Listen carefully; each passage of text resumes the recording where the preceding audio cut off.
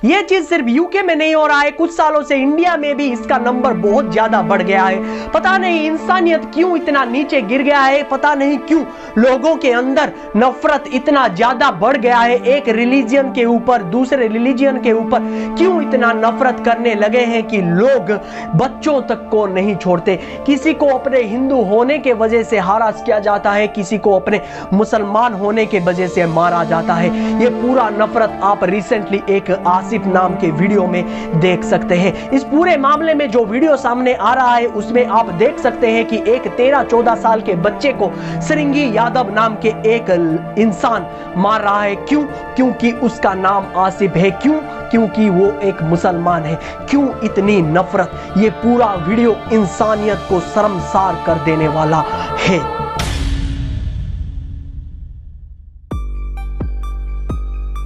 इस पूरे मामले के बोथ साइड को अगर आपके सामने में रखूं तो इस पूरे मामले में बस एक ही कंट्रोवर्सी है कि बच्चा अंदर क्यों गया था।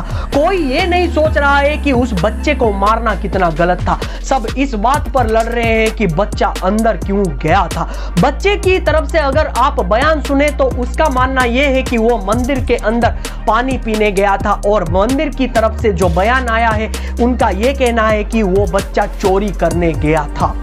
और एक बात यह भी सामने आया है कि मंदिर के सामने एक बोर्ड लगाया गया है जहां पर लिखा गया है कि मुस्लिम की एंट्री उस मंदिर में मना है। और मैं इस चीज को कहीं पर भी गलत नहीं ठहराऊंगा, क्योंकि सुप्रीम कोर्ट के तरफ से एक स्टेटमेंट आया था साबरीमाला केस में, जहां पर उन्होंने ये कहा था कि हर किसी को अपने रिलीजियन को, अपने कल्चर को, अपने ट्रेडिशन को अपने तरीके से मानने का हक है। ऐसे बहुत सारे रिलीजियस प्लेस है जहां पर कि दूसरे धर्म के लोगों को आना सख्त मना है, और इस मामले में ये सारी चीजें कहीं पर भी गलत नहीं है। पर मैं इस चीज के सख्त खिलाफ हूं। वो बच्चा चाहे चोरी करने आया था, चाहे पानी पीने आया था, या फिर किसी और वजह से भी आया था, उसे मारना पूरी तरीके से गलत है। क्योंकि 13-14 साल के बच्चे को तो कोर्ट भी बाइज्जत रिहा कर देता है, या फिर उसको इस हद तक तो पनिशमेंट नहीं दिया जाता। पर आप एक इंसान हो के आपको किसने ये राइट दिया उस बच्चे को सजा देने की? उसकी गलती हो या फिर ना हो। और ये बात तब बहुत ज्यादा गलत हो जाता है जब उसके रिलीजन के वजह से उसे और ज्यादा नफरत किया जाता है। यहां पर आप लोग सोचेंगे कि मैं क्यों यहां पर रिलीजियस नफरत था ये इतने सियोरिटी के साथ बोल रहा हूं, क्योंकि वो जो वीडियो सामने आया है वहां पर आप एक बार भी चोरी वाला वर्ड नहीं सुन सकते। ये तो मंदिर में से बाद में बयान आया था और चोरी वाले वर्ड को वहां पर जोड़ा गया था। सिरंगी यादव के तरफ से एक बार भी उस बच्चे को यह पूछा नहीं गया है कि तू अंदर क्यों आया है, तू चोरी क्यों कर रहा है, चोरी करने का क्या मकसद है।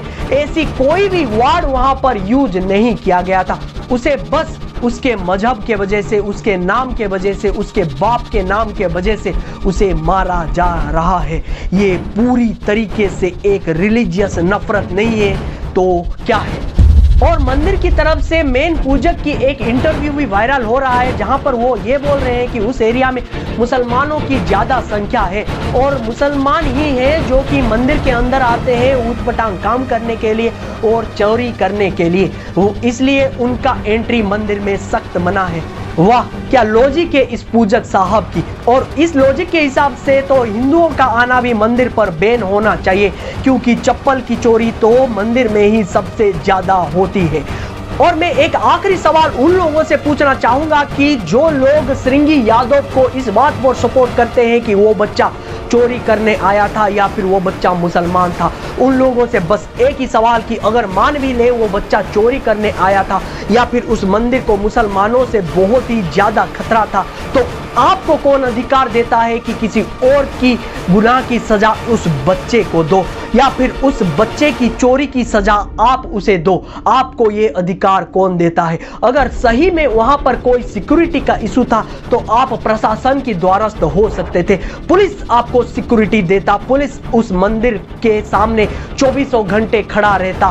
पर आपको सिक्योरिटी का अधिकार कौन देता है? और उस बच्चे को मारने का जो घिनौना काम उस सिरंगी यादव ने किया है, उसको सपोर्ट करके क्या आप इंसानियत को गिरा नहीं रहे हो?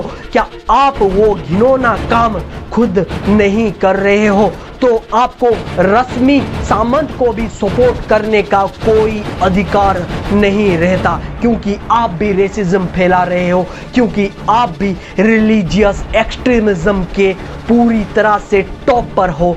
आपको ये बोलना चाहिए था कि जो हुआ गलत हुआ, जो भी हुआ गलत हुआ, वो चाहे रश्मि सामंत हो चाहे वो आसिफ हो, दोनों ही मामले में रिलीजियस एक्सट्रीमिज्म नहीं होना चाहिए था, क्योंकि रिलीजियस एक्सट्रीमिज्म हमेशा इंसानियत को गिराता है, वो कहीं भी उस चीज को सपोर्ट नहीं करता है। आखिरी में आप लोगों में से कुछ लोग ये सवाल पूछेंगे कि तूने तो रश्मि सामंत वाले केस को हिंदू फोबिया से नकार दिया, पर इस आसिफ वाले मामले को कैसे इस्लामोफोबिया बोल रहा है? तू हिंदुओं के पूरी तरह से खिलाफ है। नहीं भाई, वो चाहे हिंदू फोबिया हो या फिर इस्लामोफोबिया, दोनों को ही मैं गलत मानता हूँ, पर आसिफ वाले मामले में यहाँ पर साफ दिखाई दे रहा है कि वो रिलीजियस नफरत के वजह से ही उसे मारा गया है।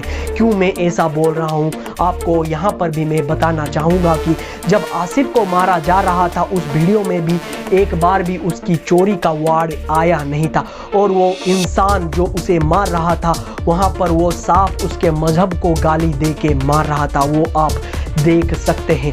और अगर आप स्वामी नरसिम्हा जो कि उस मंदिर के मेन महंत थे, उनके भी अगर बयान को सुने तो वहाँ पर आपको पूरी तरीके से मुसलमानों के ऊपर उनका नफरत साफ साफ दिखाई देगा। क्या वो रिलीजियस नफरत नहीं था? क्यों इतना नफरत? क्या हम मिलके नहीं रह सकते? समझे क्या है? एक चोर, एक डकैत, एक लुटेरा, एक हत्यारा, एक बलात्कारी, हम हर। और मैं आखिर में बस एक ही बात समझाने की कोशिश करूंगा, कोई भी रिलीजन गलत नहीं होता, चाहे वो हिंदू हो या फिर मुसलमान हो, गलत तो सिर्फ इंसान होता है। हर एक मजहब में कुछ राक्षस होते हैं जिनके वजह से पूरा मजहब को ही गलत साबित कर दिया जाता है। हर एक मजहब में रावण भी होता है, लादेन भी होता है, और हर एक मजहब में भगवान राम भी होते हैं और अब्दुल कलाम भी होते हैं। और मैं आप लोगों को यही सजेशन दूंगा कि भगवान राम और अब्दुल कलाम के नजर से एक मजहब को देखें, ना कि एक मजहब को रावण और लादेन के नजर से देखें। अगर मेरा वीडियो कहीं पर भी आप लोगों को सही लगा हो या फिर न्यूट्रल लगा हो तो प्लीज इस वीडियो को हर एक जगह पर शेयर करें, ताकि लोग सही चीज देख सके, क्योंकि इस YouTube में बहुत सारे ऐसे चैनल हैं जो कि एक तरफा चीजें दिखा के आपके अंदर, दोनों मजहब के अंदर बहुत ज्यादा नफरत भर रहे हैं। उनसे बहुत ज्यादा दूर रहे, यही मैं बोलना चाहूंगा। और मैं ऐसे ही सेंसिटिव टॉपिक्स के ऊपर हमेशा न्यूट्रल वीडियो बनाता हूं, इसलिए प्लीज इस चैनल को सब्सक्राइब जरूर कर लीजिए।